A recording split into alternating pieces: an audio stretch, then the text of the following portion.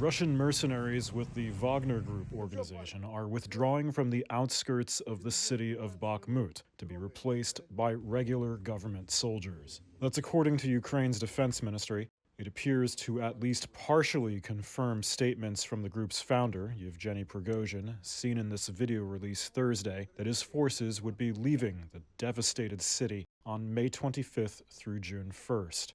And the Ukrainian Defense Ministry says that as of Thursday, the mercenaries remain inside the city. Ukraine's military also says the number of Russian attacks in the area has fallen in recent days. Prigozhin claimed to have completed Russia's capture of the city on Saturday after the longest and bloodiest battle of the war, in which his group played a central role. Meanwhile, the Ukrainian government says Russia launched 36 drones against the country in overnight attacks, but that every single one of them was shot down without ever reaching their target. This footage from a Reuters camera shows debris falling over the capital, Kyiv. The drones were said to be of Iranian origin and given to Russia's military.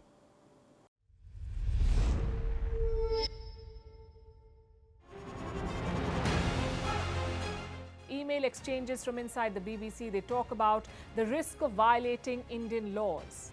It's easier to rake up the freedom of speech debate, but does it give anyone a free pass to knowingly violate the law? America supports India because it needs India's support in return.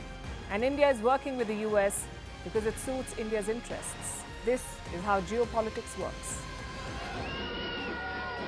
Last night, he diffused a crisis with his defense minister. But today, Netanyahu was confronted with a new problem. His cabinet seems to have rebelled against him. The UK is looking at the Indian subcontinent to fill its coffers. That India seems to be negotiating from a position of power, like a partner and not a former colony.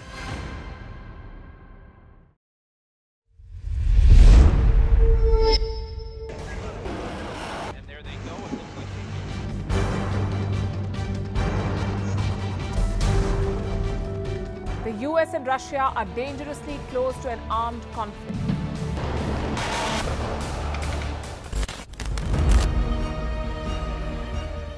This year, 2023, New Delhi will be the capital of global diplomacy. For a country as diverse as ours, with 88% of the population illiterate, it was a very big deal to write a constitution, and that too, the world's largest. Meanwhile, if we may, here's a Republic Day gift from India for the BBC. A list of suggestions for the BBC for their upcoming documentaries. Number 1, the Kohinoor and the colonial loot. Number 2, an outdated monarchy and unhealthy obsession with the royals. Number 3, racism in 2023. We're waiting.